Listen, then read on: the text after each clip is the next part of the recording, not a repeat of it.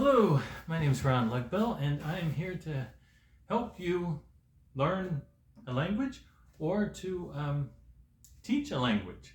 This video will serve for both, and that I'm going to show you 20 different methods that will help you either to learn a language or to teach a language.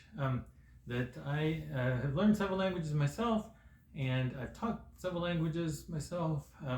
I've taught in different situations, children, adults, teenagers, in schools, and after-school programs, and I've that each situation is very unique. I know your situation is unique. I don't know exactly what it is, but rather than just talk about like theories, there's a lot of theories out there, and I do agree with a lot of the theories. But this is going to be more techniques, methods that I use in my classroom. I do it every single day. In my classroom right now, I teach high school French. I've taught English second language before. English is a foreign language before. I spent a year in Taiwan teaching English there. I've taught, and I've also taught English as a second language here in the United States. And I taught French and Spanish. And I've learned some other languages to varying levels of and I'm currently working on improving my Spanish.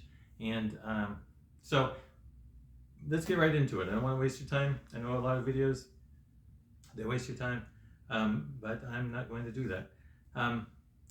First one, language exchanges. This is what I do all the time. I go online. There's different sites you can go to, HelloTalk, Tandem, or popular ones. I use a different one called Mixer. By the way, I'm not being sponsored by anyone. This is just me. If there's any sponsors out there, you can contact me. But I'm just saying what I believe, what works for me.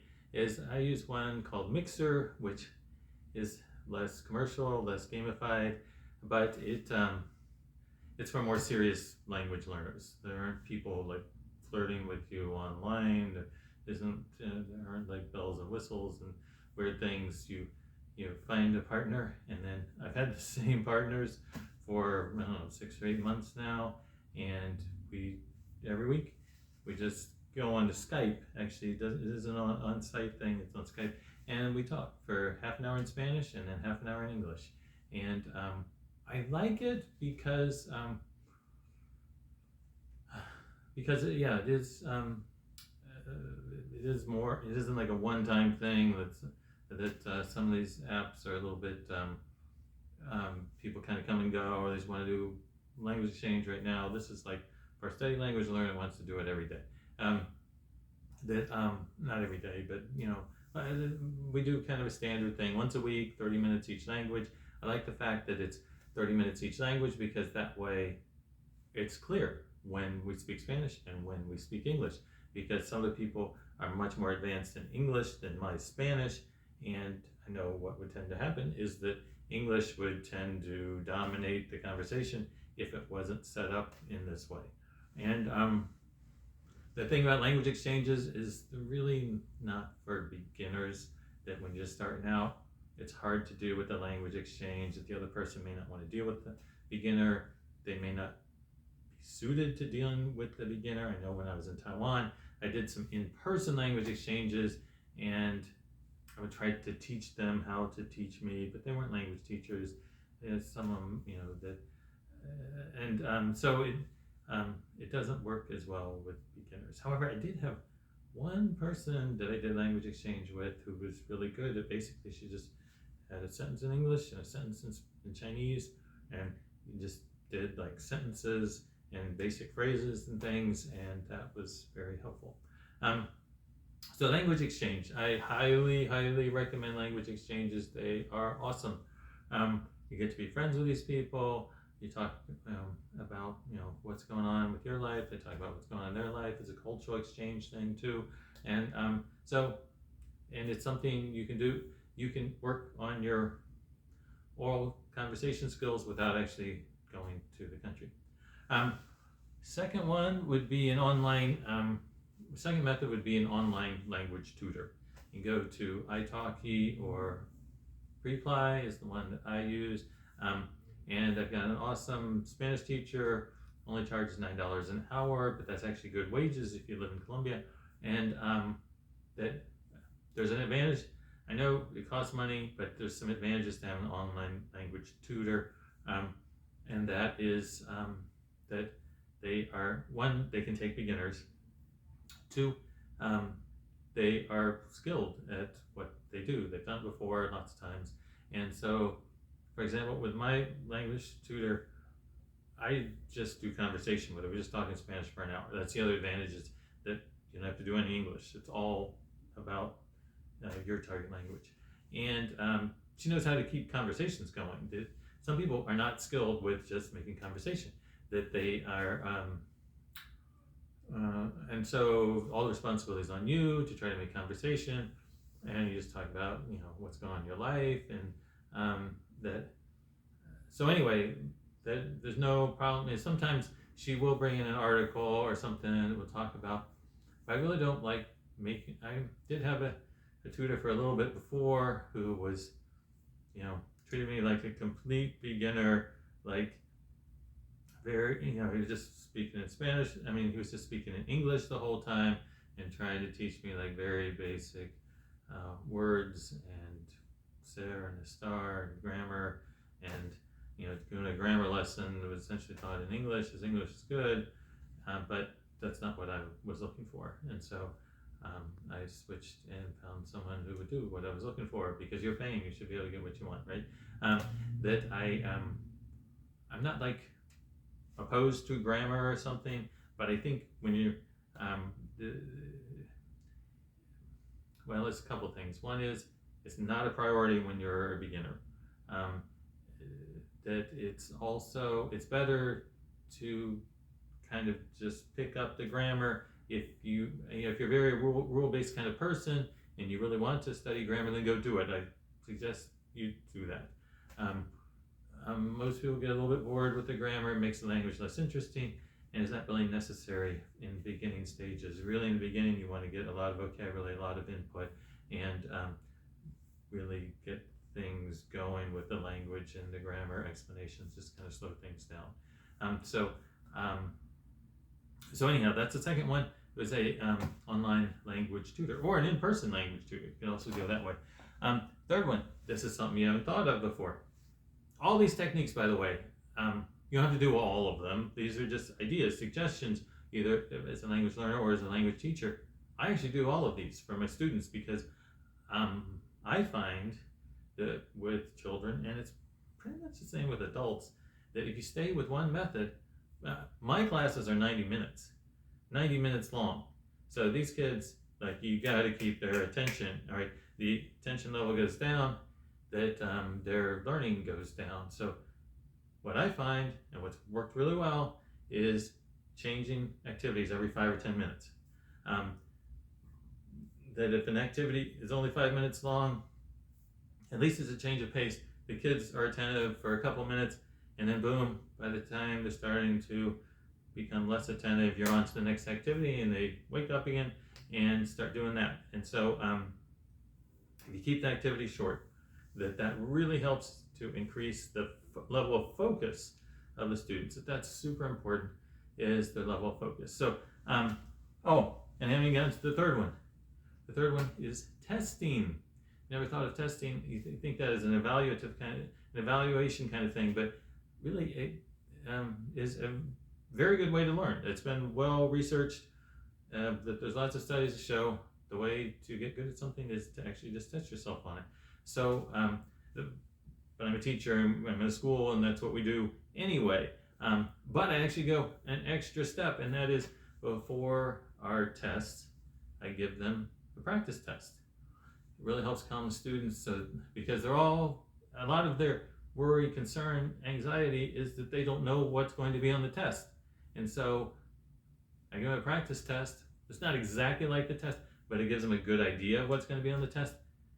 That one gives them practice doing exactly what they're going to be doing on the test, and that practice is good rehearsal for the test. And second, it is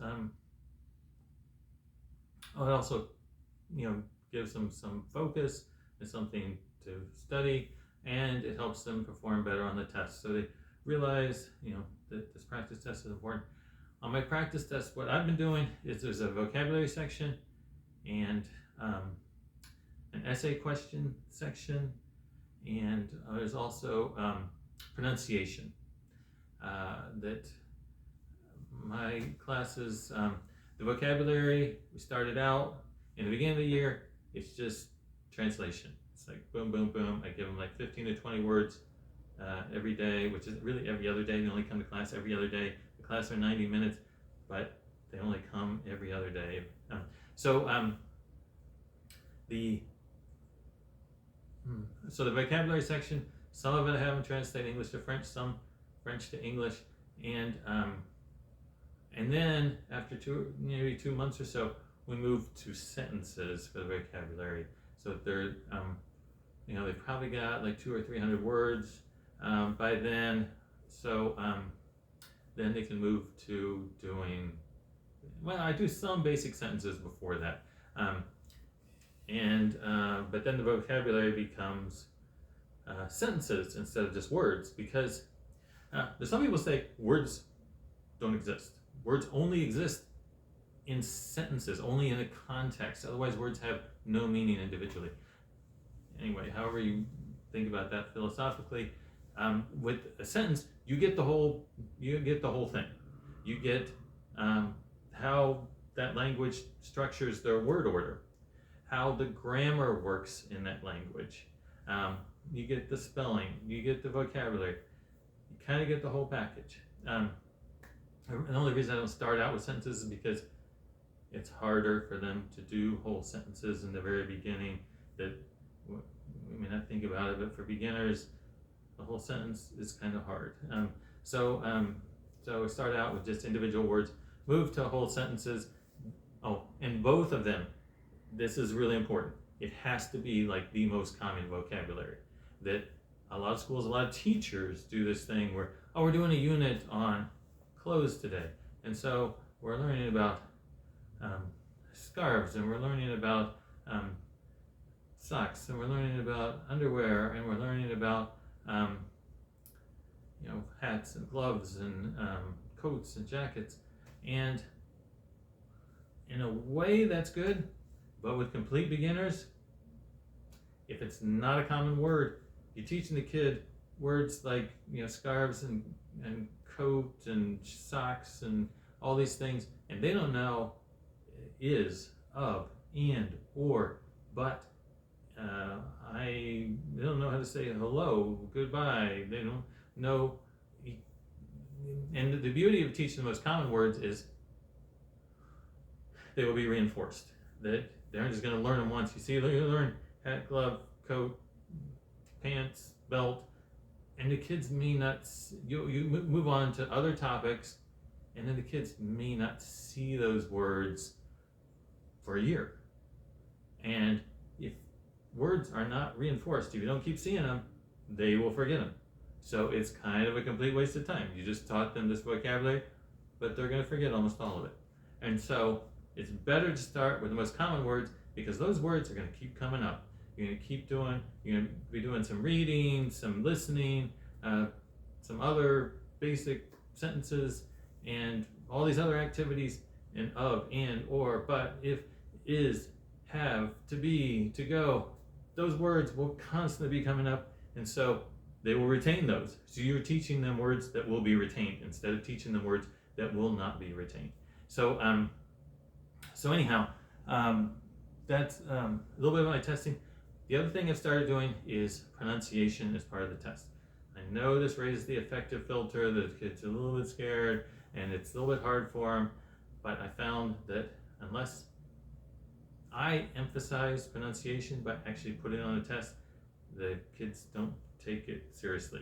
There's a few of the students that are motivated and will take it seriously and really, try their best to pronounce things well, but others won't. Like, in every language, there are going to be some sounds that you don't have in your native language, and those sounds are kind of invisible to your ears.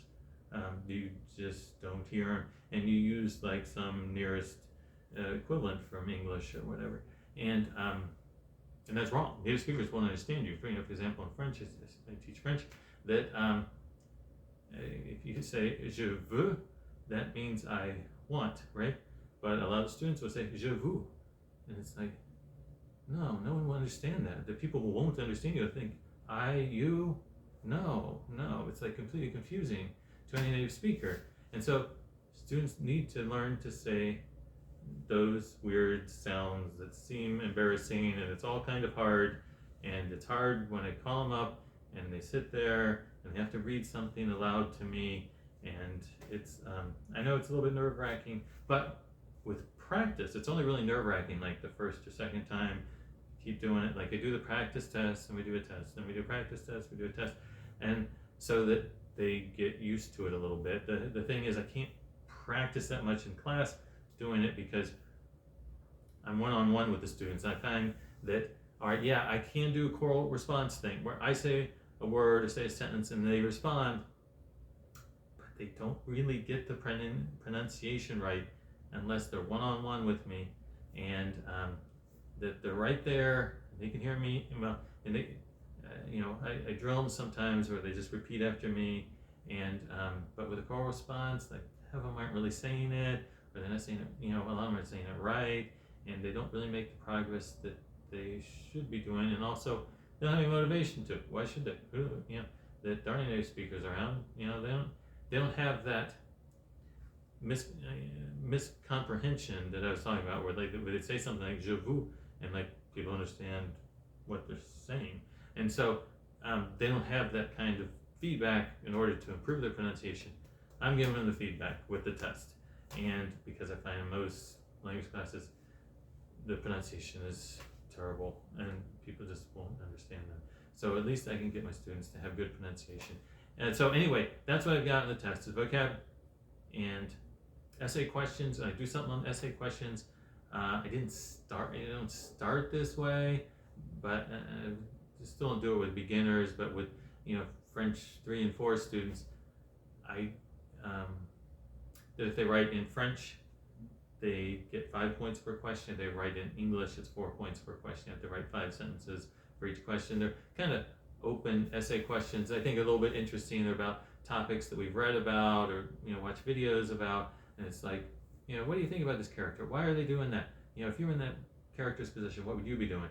And do you think this makes any sense? And it's kind of their opinion. I don't really care what they write, but it's things that they have opinions about. And kids like to express their opinions, and that works really well. And I don't take off for spelling or for grammar in French, and so I just want them to be using the language. I encourage mistakes. Mistakes are good. That you want the students to not have that fear of making mistakes. I also don't call them students in class because I don't want them to be all afraid, like this teacher said something to me in French and I don't know what it is and I don't know how to say anything, and it's all kind of nerve-wracking. I know I do test them on the pronunciation, which is a little bit nerve-wracking, but I try to make it a calm, relaxed thing, and I think as time has gone by, I've done it a couple of times, that they are less nervous about it and that they're gradually improving their pronunciation. So, but I don't call on them in class. I actually don't stand up in front of the class and teach a whole lot. That I can kind of teach the vocab, I go over the pronunciation, so they get the pronunciation, although probably aren't pronouncing the vocab very well at that point, but at least get started on that. Oh, the other thing I do with vocabulary when I teach vocabulary is that I bring it back. All right, go over it one day. They write in notebooks. All the students have notebooks. They have to write everything down because there's some research to support handwriting things in a physical notebook. It helps people to learn it.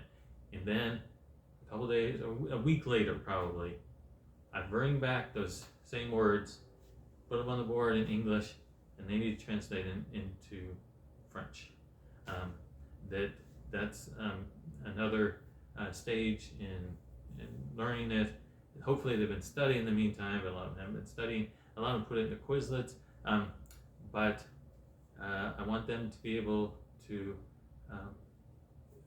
translate things from the English into the French, and because that way it's in their productive vocabulary, in their active vocabulary, and it's another look. And, that to learn vocabulary, it's going to take you like 10 or 20 times to learn a word or learn a phrase, and just one time isn't going to do it. And so by the time we first learn it, and then we learn it a week later, and then they review it, and then we do it on the practice test, then we do it on the actual test, and they may have seen that same word during the readings and videos. They may be up to like 10 times so that they can they can produce it on the test. But just one time is not going to be enough. 5 times is not going to be enough. You also want to have varied input, different contexts that same word comes up into. It helps it stick in your brain. And words generally should have a context or meaning attached to them in order for it to stick in your brain, in order for you to retain it. That's why it's important when you learn vocabulary to learn common words that are going to keep coming up, and you will keep hearing them, seeing them, repeating them, so that you will retain them. All right, so testing, that's the point, is that testing is an effective language learning technique. It's not just an evaluation technique, it is a language learning technique. So give yourself a test. If you're not in a class where they give tests, take a test. That there are different tests. Maybe you can find some online, or that you can get books that have tests in them, and that's an effective learning method. And you can retake the same tests if you want. Maybe not right afterwards, but maybe take one, and then maybe take a different one. A month later, take a different one, take a different one, and then come back and take that first one again, and then see how you do. You'll improve each time. Okay, so that's the testing. Okay, and I talked about the vocab. That's the students usually use Quizlet. I know a lot of people, language learners, use Anki. In schools, students tend to use Quizlet more. They're already using it in their other classes. Most of the students are using Quizlet for their math, English, chemistry, whatever, all their other classes, or a lot of their other classes. Because you see, the spaced repetition thing is great, it's fantastic. But for students, it doesn't work a lot of the time, because they've got a test on Tuesday, and it's like Saturday or Sunday, and they need to be ready on Tuesday. Well, that spaced repetition thing, where it comes up a week from now or 2 weeks from now, well, it's going to be after the test. They need to get ready for the test. So the kids normally use Quizlet, but I poll my students all the time, ask them how do you do this, or what do you do, and they use different techniques. That there's some that just kind of review things using the notebooks. You can put a sheet of paper, a note card over the English or over the French, and just quiz yourself on the words, because they put all the vocabulary, anything around the board goes into the notebook. So that way, and also check their notebooks to make sure they're actually doing it. Give them a grade on the notebooks, just that they've done it. And if they don't have a notebook, I give them a notebook. I've got some notebooks there for any student that doesn't have a notebook. So, so the vocab, that you use, that's effective for language learners. A lot of people are using that Anki and language learners. You don't want to use that alone. That you want to use that in conjunction with having a tutor, reading, listening, some other things. That's why I'm giving you 20 methods. If you can pull out like at least 4 or 5 of these, put them together, you'll have a language learning program for you. It's hard to learn with just one. Like, a lot of people just go on Duolingo, and they're doing that all the time, and that may be okay as a supplement, but it's kind of this edutainment, gamified thing that is not, in my opinion, it's not as effective as these other methods. I'm telling you these 20 methods, and I use these 20 methods because I know that they're effective, that they're very effective. All these methods really work. And that's why I'm doing this video, to share them with you. Okay, so vocabulary, sentence mining. I talked a little bit about, instead of just doing, this is another technique, 5th one, is sentence mining, where instead of just learning a vocabulary word, you learn the whole sentence, and you have the English. And it's essentially, you just do the flashcard technique, only use sentences instead of words instead of individual words. And that way you learn the grammar, you learn the vocab, you learn the word order, you learn the syntax, you learn the spelling, you learn everything. It's all there. And so, yeah, and where can you get these sentences from? That if you're trying to be just conversational in language, I would go, find some written dialogue, some conversations, and use those. Some simple ones, some that are at your level that use common words. That's what I would do. Okay. I also use this program called Glossika, which is kind of this is another method. And I'm not sponsored by Glossika or by anyone. That Glossika is a great method. I think really it's pronunciation, but it's also fluency, because what they have is they'll have an English sentence, and then they'll have a sentence in your target language, and then you repeat right after the native speaker. You just mimic the native speaker, and at first that native speaker is going to sound like blah blah blah blah blah, and you have to just say blah blah blah blah blah, and so you're just mimicking that native speaker, and they repeat it, and they not immediately afterwards, but you kind of keep coming up and then coming up, and if you just say it immediately after the native speaker without thinking, without reading, really, although it is written there, so you can read it, and you kind of learn everything there too. You learn the words, the sentences, you learn the grammar, and you learn there's kind of a music to every sentence. And this is a native speaker giving the music. All you got to do is repeat. You got to mimic them, and your brain will kind of pick up the music of the language. This is the complete opposite of kind of like the traditional audiolingual or grammar translation method, where they give you like building blocks. You have this vocabulary and the grammar, and you just kind of put the words together in a way, and they teach you patterns, and then kind of a building block thing. This is more of a top-down kind of approach, where you're learning more like a child does, where you are mimicking and you're taking in the language. And so the thing is, we only do that about 3 minutes. It's like boom, we work on pronunciation, doing Glossika for about 3 minutes, and then boom, we move to the next one. Because like I said, if we stay on any one activity for too long, it will get boring. We'll lose the kids. So I compare it to kind of, in a restaurant you might get a vegetable plate, where instead of having like one big entree, it's like, oh, I'll have the fish, or I'll have the chicken, or whatever. You get like 4 or 5 or 6 different things. It's like you got the bread, and you got the corn, and you got the mashed potatoes, and you got the greens, and you got the peas, and so you're kind of moving from thing to thing. It's a little bit like that. Just moving. It keeps it interesting, even if some of the activities are less than fascinating, like the next one, which is Pimsleur. This is method number 7. I use Pimsleur with my students. It's a good method for learning to speak the language. That it has some listen and repeat, and it also has some where they'll say something in English, and you come up with the equivalent in the target language, and it works on pronunciation, works on speaking, and it is effective for beginners. Again, I'm not sponsored by Pimsleur. All right, here's my method number 8 that I use, that I think works great. And I don't know why I don't hear about it more, but it's I'll read a book, or I have the audio book. All the students have the text, and either I will read it in the target language, or I'll have the native speaker on read the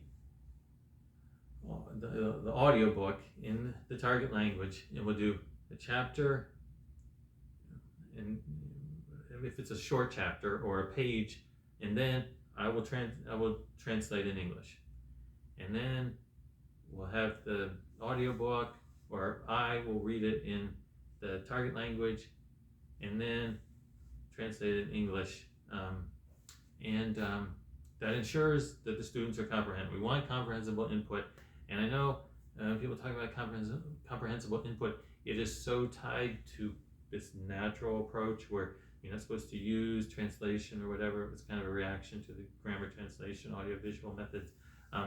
But the students don't get it, and they aren't getting anything then. And so you can do this with beginners. You can, if it's something simple, something written for beginners. It's usually a text that is a simplified text. I get some of these books that are simplified text and that are written for beginners. And so, I can read a page of this in French and a page in English, or I read a whole chapter in French and then read the whole chapter in English. And they've got it. They've got the text also. So they're following along as I'm reading it, and they won't get the target language version that well at first, but they won't understand it that well, but they are getting it, if that makes any sense. It's going into their brains, that they are hearing the target language and they're seeing it at the same time. So you kind of get two for the price of one, that you get the reading and the listening comprehension all in one. This is a great technique that I'll do, like, 1 page French and then translate it, and then next page French and then translate it, and that way they're getting the story. I don't like going one sentence French, one sentence English, one sentence. No, that's too confusing going back and forth. But like a page or a chapter, I can do that.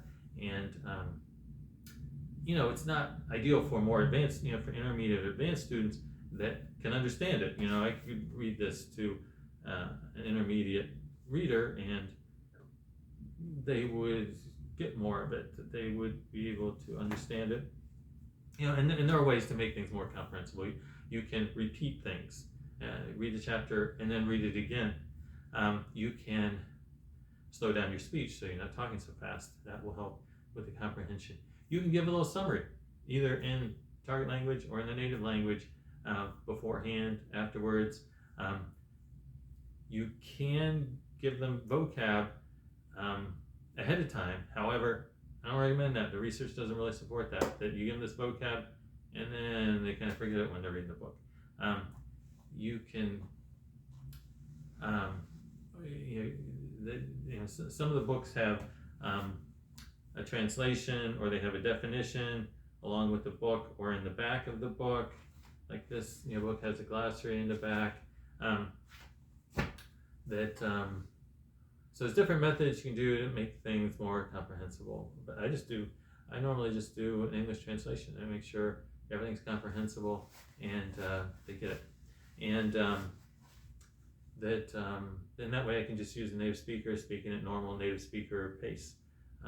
That you can slow down the native speaker. Any YouTube video has a function, the settings, where you can slow it down to 7/10. If you slow it down more than that, it distorts it, so it's not good quality. So I wouldn't recommend that. But I have slowed down the rate of the speed so that students could understand it a little bit better. Anyhow, that's kind of my reading and listening at the same time with the translation. That's a great technique, works really well with text in an audiobook. Sustained silent reading, next one, number 9. This is working really well. I have beginner students who are reading books in French after a couple months. They're beginner books. They're books that are, have limited vocabulary, that are made for beginners, that the students, they don't understand everything, but it works. I've got a selection of a lot of books. I've got comic books. I've got some classic French comic books. I've got a lot of these beginner limited vocabulary chapter books. I've got some authentic materials that were written for native speakers. Those are more challenging, and I've also got some books that are very popular that they've read in their native language in English, and that some of them can get through that even though they're more challenging. And I've also got, this was a good one, is Disney books. Even though it's not all, French culture, it's it's stuff that they know. They've seen those movies. There's Ratatouille, there's Tarzan, there's Cinderella, things like that. These Disney books are very good quality, got really nice pictures in them, and so those are real popular with the students. That they already know the story, so they can, you have to understand all the words. And it's got pictures on every page, so they can understand those. So yeah, all my students, we do in 10 minutes a day of sustained silent reading for everyone, including me. It's important for the teacher to also read, not to be on your computer or phone or grading papers or something else you feel like you have to get done, because then the students think that oh, this is just going to blow off time, that teacher's just trying to get rid of it and saying, go read a book. All right, okay. No, this is an important time where we're all reading together, and you're a role model for the students by reading. And that way you know all these books too, that you can recommend books to students. They're going to be appropriate, and you can do little book shows, display, tell them what the book's about, what goes on in the book, so that you're kind of advertising for the book. So then next time one of the students might pick up that book, that you advertise the ones that you think are going to be appropriate and they're going to like. So sustained silent reading, some people say that's the most important thing. You learn so much. You learn everything here, okay? Well, you learn vocabulary. You learn a ton of vocabulary, because it's just like word. That the only other way you get that is maybe with a video, and it's all in the context. Everything's in the context here. You get the grammar, you get the vocabulary, you get the syntax. That, as you know, reading's a great way to improve your vocabulary in your native language. It's also a great way to learn to improve your vocabulary in a foreign language. And they have these graded readers, they call them. I got a lot of them off of Amazon. I use my own money to make a classroom library. I got different kinds of comic books are pretty popular because they got enough pictures that you can kind of follow a story, even if you can't understand a lot of the words. But they'll eventually pick up the words, and that it will, that it's already working. That's a successful program. Okay, here's another method that I use is written conversations with your partner. And I let them use their Google Translate for this if they want to, so that they can have real communication. Real communication is going to work better for you than some artificial exercise that sticks in your brain. Anything that's real communication, your brain likes. And so I have them get a sheet of paper, or they can someone put it in their notebook, and they have a written conversation with a partner. I usually give them 5 minutes to prepare ahead of time, and I put some questions up on the board, not lame bogus questions that are artificial and just something that is trying to illustrate some concept. It's like, oh, we're learning clothing. It's like, okay, ask your partner, what clothing are you wearing? When you can obviously see what clothing they're wearing, right? And that it's more kind of the basic conversations you would have with anyone in English or any language. Is like, what'd you do over the weekend, or how do you like this class, or what are you doing tomorrow, or whatever, just to make some conversation. And I give them 5 minutes to prepare, so they can use their Google Translate to come up with answers so that they're prepared. One of the issues with the written conversation is it's a little bit slow. These kids are thinking, oh, I got this question, what am I going to do this weekend? Well, I don't really know, let me think.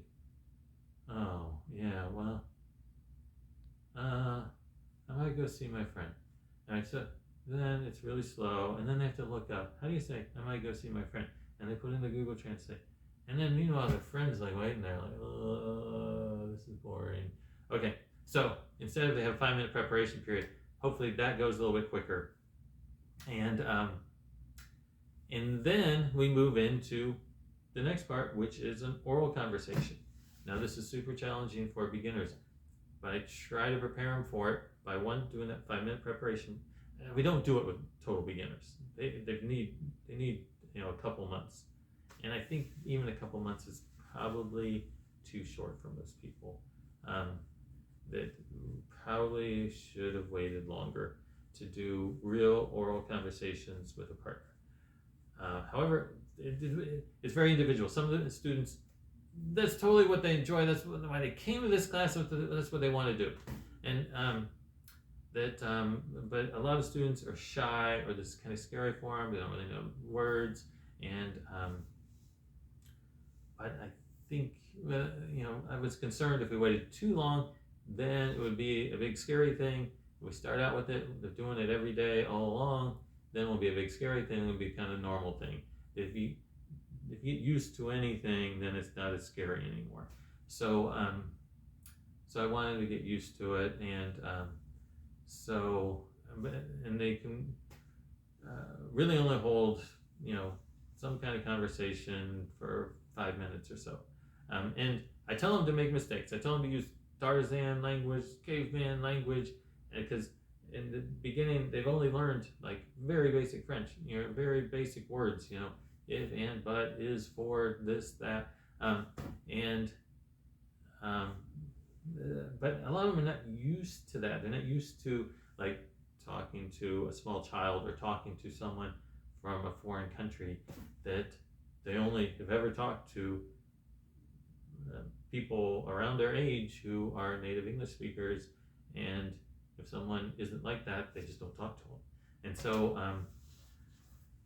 so I try to encourage them to make mistakes, to use the little bit of vocabulary they have, to say things like this you like, yes I like, very simple basic things that the ways of just getting the point across, because language is communication. Language isn't perfection. Language is about communicating with another person. Of course, my students understand that maybe too well, because a lot of them end up switching to English, because it is real communication. Then somebody brings up something, and then they don't know how to do the follow-up, and so it becomes English. It's like, oh, you're playing soccer this weekend. Oh, cool. Yeah, right. Where's it? Where's the game? And like, what's going on? So it can devolve into English with some of them. Some of them, I try to say 5 minutes. This is only French. We're only doing French. A lot of the conversations are bilingual, because students, the big problem that all language students have is not necessarily like being understood, but to understand. That especially when they meet a native speaker, but even in class, when anybody could be asking them any possible thing, if there's like only a few possible questions that they might be asked, they're already up there on the board, then they can probably figure that out, or they should be able to figure that out. But if it can be any kind of random thing, it's like, where were you on January 25th, 1983? It's like, they have no idea why somebody would be asking them that, or what's going on. Conversations are challenging for beginners. At the same time, trying to motivate them and say, this is what we're here for. I mean, most language learners, that's what they want. When they go to language class, it's to learn to speak the language. And I think it's important to have some output. That if you wait, like some people say you should do for various theoretical reasons, I understand that, and it is true. If you have a whole lot of input, eventually, like the output just like wants to come out of you. At the same time, I worry if we wait too long that the students will, be intimidated, and kind of psychologically it'll be hard for them to make the step and those be shy and not actually speak. And so if they're used to it, then maybe they won't be as shy and be able to speak. So I do wait a couple months before they actually start conversations, and we only do like 5-minute conversations at this point. So that's all that they are up for. But like I said, doing short activities, boom, they kind of do anything for 5 minutes. Even like the Pimsleur program, it's supposed to be 30 minutes a day, but frankly, I can't even do it 30 minutes a day. It's kind of boring. But if you do it 5 minutes, it's great. It works fine. It's really good for speaking. So I also teach my students a lot about learning. Actually, all of these methods are things they can use the rest of their lives, and you can use the rest of your life to learn a language or learn anything, because they're all things you can do on your own. They aren't dependent on me, because I'm not up there teaching them a whole lot, and they're not depending on a textbook because we don't even have one. They're all things. These are all methods that they can just pull off the shelf when they get transferred to Germany, or their boss wants them to go work in the Tokyo office or whatever, and they've got to all of a sudden learn a language, and now they've got the tools, right? Because we do them every day in class, and it's like these tools are going to be right there in their brains, whereas most of us, our tools were, oh, I had to have a language teacher, and then we had to have this class, and we had to have a textbook, and that's what we thought of as like tools that were necessary to learn a language, when actually they're having a class and having a textbook are probably not real effective methods. A teacher could be effective or could be ineffective depending on the teacher. I'm essentially trying to stay out of my students' way and say, hey, go speak now. Okay, go read now. All right, go pronounce this now. All right, now we're going to listen to this, video, and that it's a student-centered approach, that they have to do the work. I'm not up there. I don't want to criticize any other teachers, and I think like TPRS, which is teaching proficiency through reading and storytelling, is a great, wonderful method, but I'm not up there like doing lots of song and dance things and trying to keep the kids entertained. It's like the more I do, then the less that they do, and so I want them to be doing the work.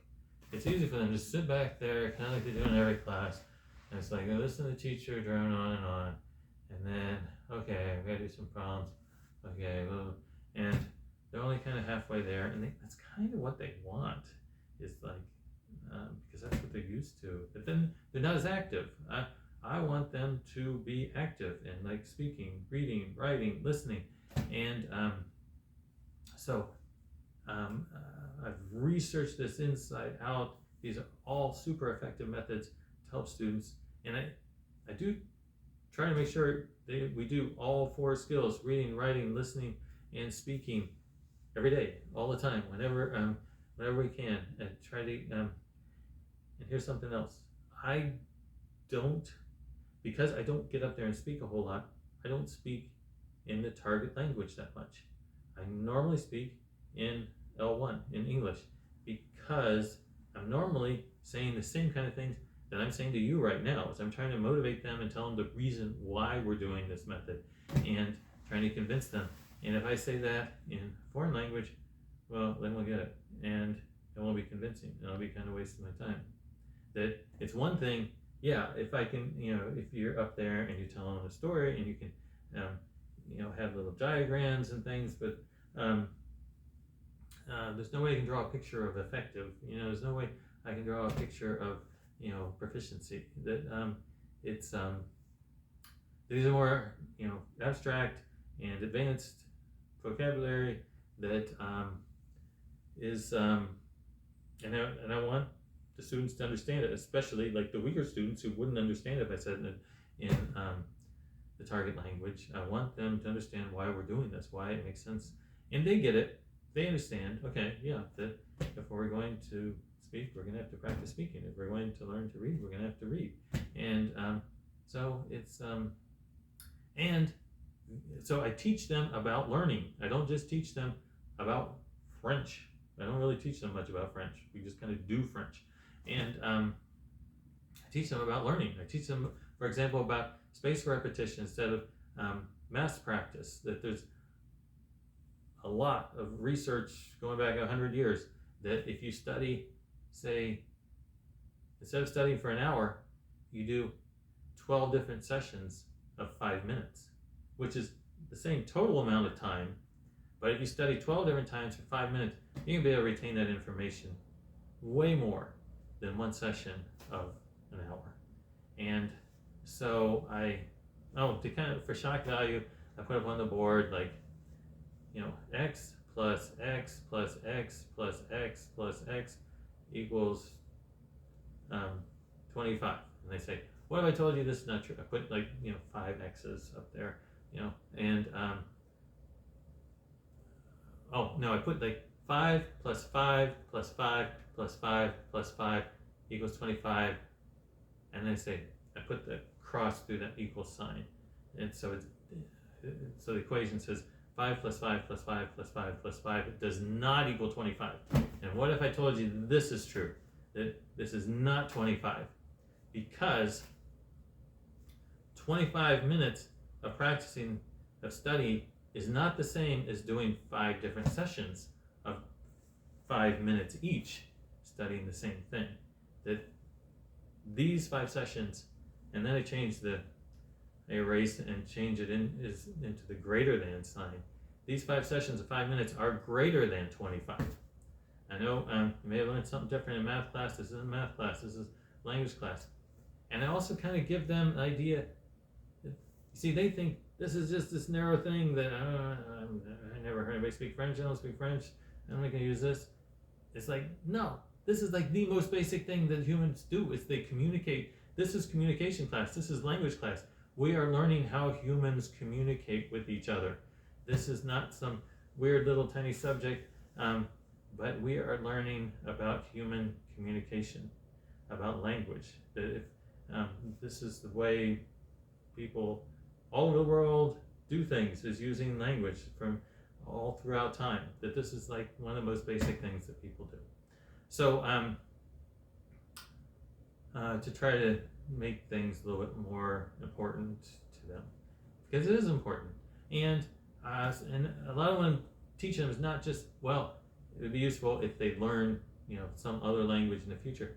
It's useful for anything they do, anytime in their lives, that they can, they can use these same techniques. Say like the spaced repetition, the spaced practice versus the mass practice.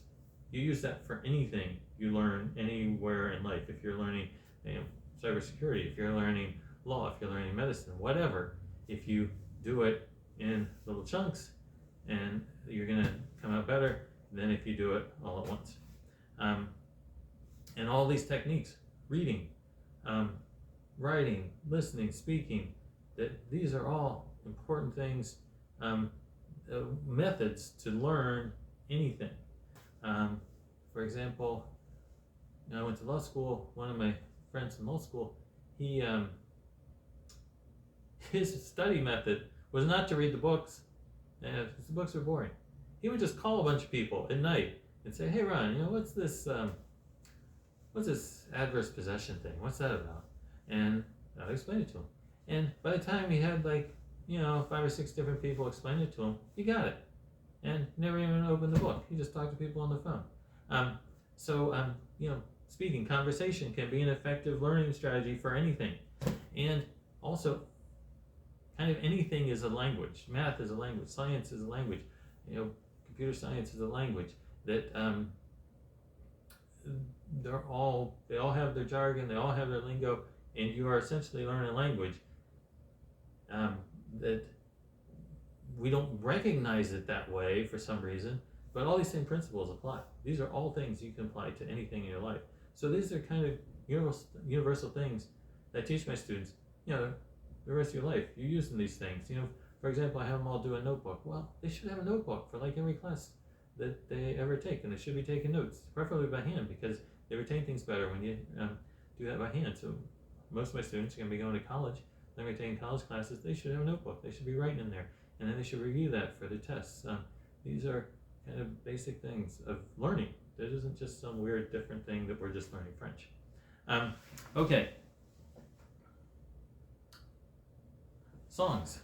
Every day we listen to a song in French because, yes, it's a cultural component that, and it's also a language component. They're listening to French, and some of these kids, the song will kind of stick in their ear like an earworm kind of thing, or they just love the song. But in any case, even if there's no educational value to it at all, we have a couple minutes of beauty in our classroom. It isn't all repeat after me. It isn't all study this vocabulary. That it's kind of hard sometimes to come down after you hear a beautiful song and to do more mundane things that we kind of do in life, but it's nice to have a little bit of beauty during the day. And so some of the songs and the more contemporary ones are things that they would like better. but also we listen to some more classical, famous French singers from years back, even before my time. Some of them, or some from my time, and I I always provide a translation because songs are hard enough to understand. I don't even get the words for a lot of English songs. There's English songs that I've heard hundreds of times, and I didn't ever get the word. I didn't ever know the words for it. So yeah, a lot of students won't get it if you don't provide a translation. And also, I try to get. Sometimes I'll have the songs with subtitles, or sometimes French subtitles, sometimes English subtitles, so they can get it. But it's also useful just to have, just the video. The thing is, they watch the video.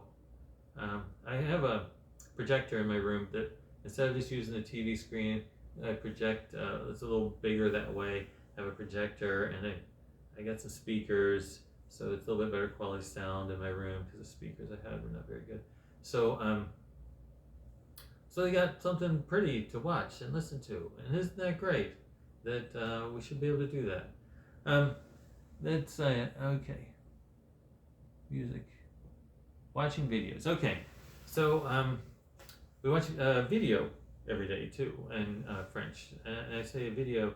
It's not instructional. It's something entertaining, because to get good input, it should be comprehensible, but it should also be compelling. It should be interesting, so that they're involved in the story.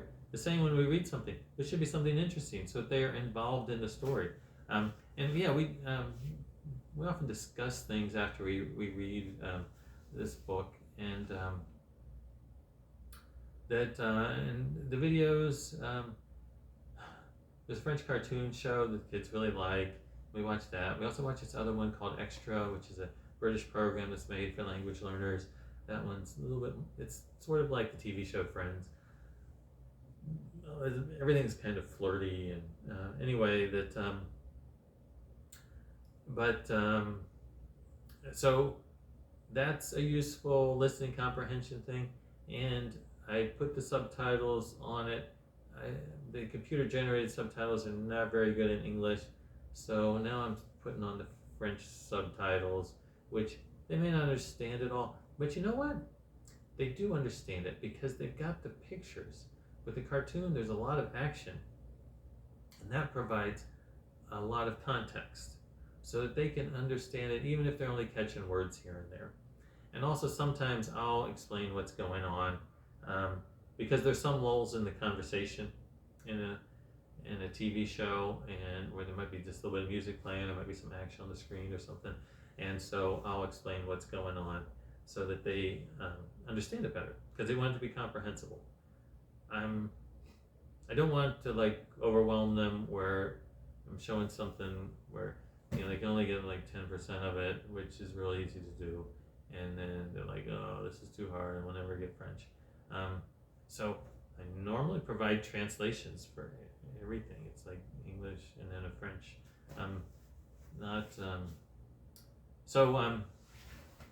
Anyway, that's TV shows, videos.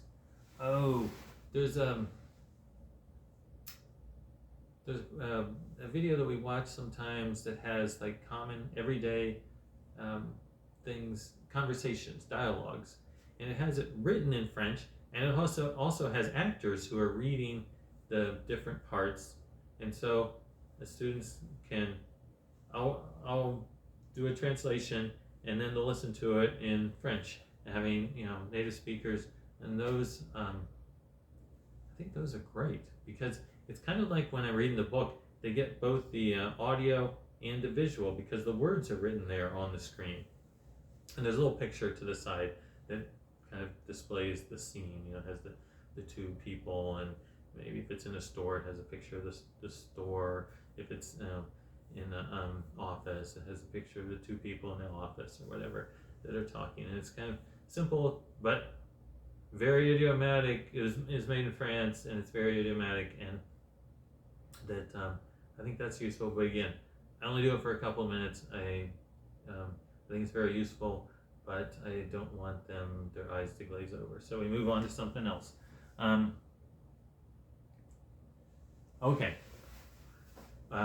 We review old vocabulary, say like a week later, review it instead of just putting it in your Quizlet or whatever. We bring it back so that and the second time we're translating into French, not into English, to make it. See, you have two kinds of vocabulary. You got passive vocabulary that you understand, and active vocabulary that you actually use, and we're trying to constantly increase both through learning new words and by reading and getting input. We're increasing our passive vocabulary, but it's going to take a ton of repetitions, but probably some use to get those words from your passive vocabulary into your active vocabulary. So anything you use, like in the written conversations or oral conversations, are going to become part of your active vocabulary then. And also that if you know the words well enough, you can translate them into French, that they'll more likely start to become part of your active vocabulary. And that too often I think vocabulary is just things that you memorize what they mean in English, and you're not able to go the other way. So yeah, we review old vocabulary, and kind of on the same note, we re-watch old videos and reread old texts and dialogues that we've done before. That you probably don't want to do this like more than twice in a row, but you can bring stuff back that you read or watched like a month or two ago, and keep bringing that back every month or two, because like if you watch it like a bunch of times in a row, then it gets to be boring for the students. But if you just watch it once or twice, and then like a week later, 2 weeks later, you watch it again, and then maybe a couple weeks after that, watch it again. Each time you will learn it, know it better. Your comprehension level will be better each time, and and you can even make it so that it's gradually more challenging. Like maybe the first time watch it at a slower pace, provide a complete translation. Maybe the next time watch it at normal speed, and maybe no translation. And you keep repeating it, and students' levels of comprehension will gradually go up. And yeah, it's nice sometimes to reread something you've read before, as long as it's not like one time after another, boom, boom, boom, it'll be boring. But I highly recommend that, is reviewing old material. You may not want to call it that, but kind of keep bringing back old stuff. That works very well. That's good for fluency, because it's easier. It's a famous linguistics professor, Paul Nation from New Zealand, really recommends a lot of fluency development, where you are rereading, rewatching, re-speaking things that are easy for you, that you've done before, so that your speed goes faster. Because slow speakers, slow writers, slow readers are actually comprehend less. Like someone who reads very slowly, that they don't, by the time you get to the end of the sentence, they couldn't remember the first part, so they don't put the whole thing together, and their comprehension is like super low. Like this may be counterintuitive, but the faster you read, the better you understand, because you get it instantly, or almost instantly, as a complete thought. If you have like this long sentence and you are reading it very slowly, you lose it. So the level of comprehension goes down. So you want students to be able to read, write, speak, and understand things at normal, fluent speed. So rereading, rewatching, re-listening to things will help with that whole fluency. That's important. I also think our Glossica program helps with that, because you just listen to a native speaker and then you repeat right after him. you say it at native speaker, you just heard it at native speaker speed, and you read it at native speaker speed, and you say it at native speaker speed. So you're building that fluency. And here's the other thing. This is interesting because your mouth, a lot of kids don't want to say like the weird things, and they don't want to repeat after you, they don't want to repeat after the glossary because it sounds weird or whatever, and it's hard or they can't do it. But you got to try. And the first couple times you may not say it right because your mouth isn't used to like some of the sounds and changing from one sound to another and the rhythm and the whole music of the thing. But that's how you learn a language, is you mimic the native speaker and you just become like the native speaker. You mimic them. That's what kids do. And if you do it like immediately after they speak, it works wonders. It's great for your fluency.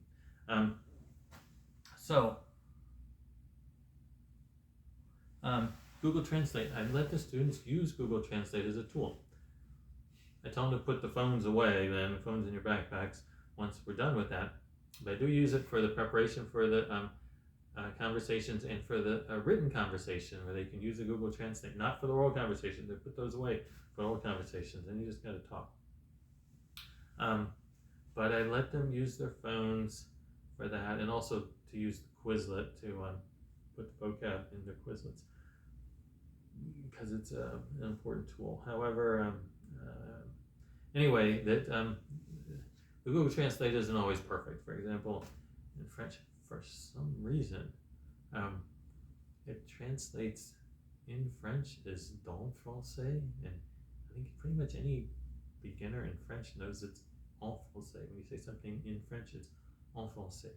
But for some reason, anyway, so it makes some mistakes, but if it does have a native speaker button, and I do tell the students to use that to improve their pronunciation.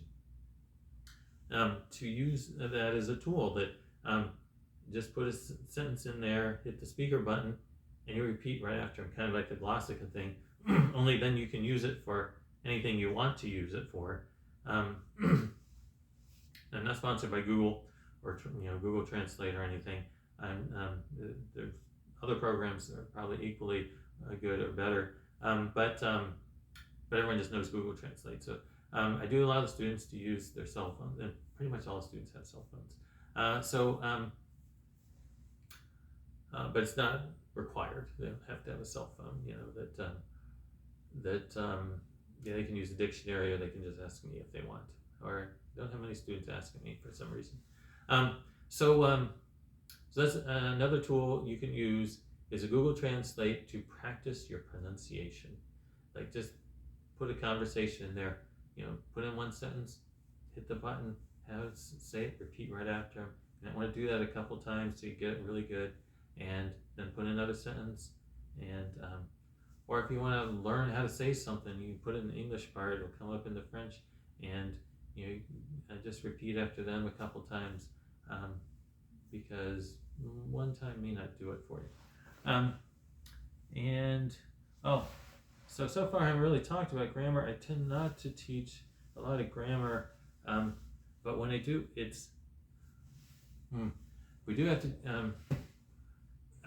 you can kind of pick up grammar just, intuitively through lots of input, but I do recommend teaching some grammar using sentences, but just teaching it as vocabulary. Like instead of those vocabulary sentences I was talking about, you do the same thing, only one day you might want to have 6 sentences, and they each have a different form of the verb to be.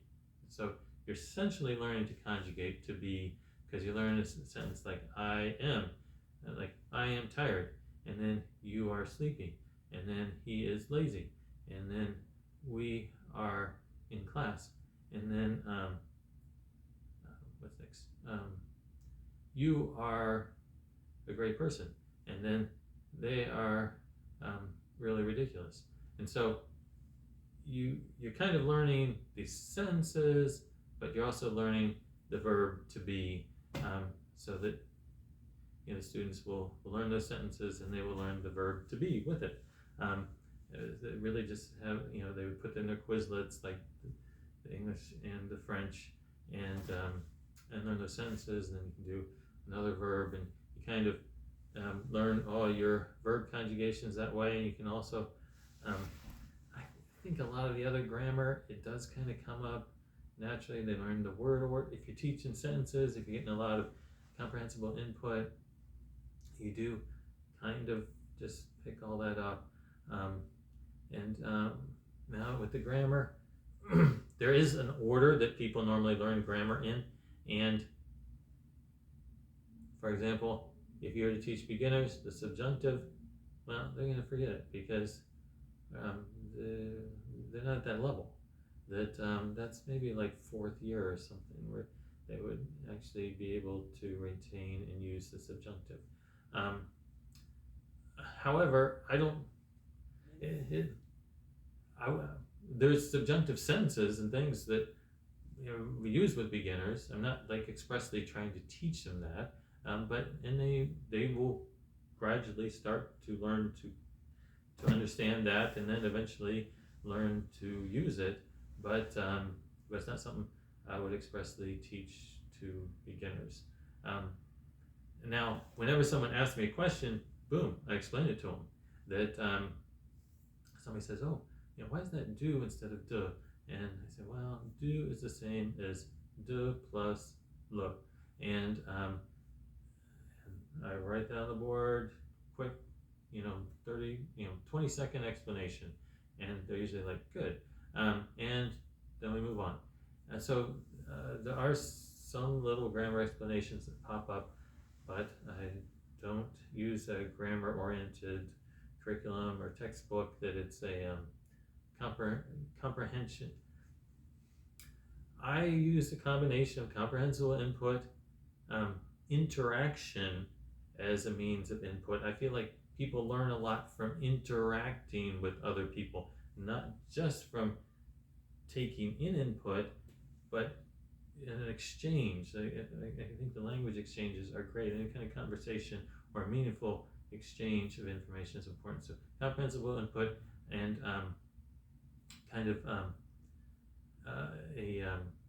interchange and also communicative approach, where we try to make sure that messages have real meanings when you communicate, that they aren't just artificial exercises, because your brain likes to retain things that are meaningful to the brain, not things that are meaningless or that have little meaning. So we're doing a lot of things that are interesting and motivating, and that hopefully will stay in the students' minds afterwards. Journaling, the 20th method here, this is number 20, is have the students actually journal, or if you're the student, just write yourself what's going on in your mind. That some of the students really like it, some of the students don't like to write so much, so they don't like the journaling thing, but it's useful to get. Writing is helpful. It can be a step towards speaking. All these skills kind of interact. That they aren't independent skills. It isn't like you just learned science in this class and math in the other. It's like reading, writing, speaking, listening, and culture all kind of come together. That the reading really helps with the vocabulary for writing, listening, speaking, everything. That the writing helps because you have the time to actually formulate your thoughts and put them down on paper, and the act of writing helps reinforce that whole sort of concept. You're expressing yourself. That's what you do when you speak. You express yourself. But when you're speaking to another person, you're kind of under this time pressure thing. It's like this person is asking me a question, and I need to respond to it right away. It's kind of socially inappropriate to say, "Oh, wait a minute, give me 5 minutes and I'll formulate a response and I'll get back to you." I mean, you can do that, but it's like the person's going to be like, "What?" Like, no, I don't want to sit around for 5 minutes for you to figure out what you're going to say. It's kind of a social expectation that you respond immediately. Whereas with writing, there isn't that. They don't have the time pressure, and so you can take the time to really formulate your thoughts and put them down on paper. Although I think journaling, it's more just like a flow.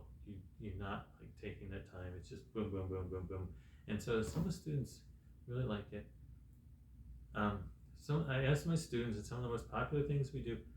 I mean, the song is popular, but it's probably not as popular as Lou. It's a French cartoon show that we watch, and the free reading is very popular, and it's also very educational. So big wins there. The comprehensible input with both the reading and with the cartoon show in the target language. So those are 20 methods you can use that are very effective and will help you learn any language, or that will help you teach any language. And they're super easy to implement. Like, I don't even have to like do anything really. I just tell them, okay, 5 minutes is up, and now we're going to all read silently for 10 minutes. And they know to all go get their books. They come back in their seats, okay, and I'm like, okay, 10 minutes, ready to go. And I get my own book, and I sit down and read with them. And it takes like 0 prep time. And if you're on your own, if you're just learning language on your own, you can also do that. Like, I know it might be expensive or crazy for you to buy your own library, but you could. Some people do this where they get, say you get like 5 books, and you read one day, one another day, and maybe by the end of the week you've read all 5, or it may take you 2 weeks, however long it takes you, and then you can go back and reread the first one, and then reread the second one, and so on. You can do that, for a month or 2, and then by that time you're going to be at a higher level, and at that point you can get like 5 more books, and after a couple of times, you can probably get books that the easy readers are maybe not necessarily always fascinating reading, but you can get things that are interesting for you. You get books that you're interested in. That's another great way to learn a language. I should have made this another method, but is to just whatever you're interested in, whether it's like tennis, or it's like hiking or skiing, or jazz, whatever you're interested in, get books about that and read about that, because I know that really, really works. That because it's something you're interested in, so you will go through the effort of finding out what this means, and you also already know a lot of the vocabulary, because some of the vocabulary is the same, and you already have these concepts in your mind, so you already know what backhand is, and you know what a serve is, and you know how to keep score in your sport, and all that sort of thing that someone else reading that book may not know. And so that's a super useful one to do, is not just reading books, but like videos, or if you are really into a sport, watch it in your target language on TV, and you can turn on the target language subtitles if you want, and you will pick up that language that you're watching something you're really interested in, and you're picking. It doesn't have to be like, like a lot of people learn Spanish and they watch those telenovelas. I'm not super interested. It's like soap operas or something. I'm not super interested in. Or they watch like these crime drama things. Well, sorry, I'm not that interested in the crime drama type thing either. You don't have to watch those if you don't want to. You can watch things that actually are interesting for you. Then now with like Netflix and all these things, there's lots, and not just Netflix, lots of things that you can watch in different languages, and that is great free language learning. And I know, you may think, well, these are all interesting ideas. I'm not sure how effective they are. These are all very effective ideas that they will work if you're a language learner or if you're a language teacher. And that you don't have to do all of them. Do the ones that you think you're interested in, that work for you.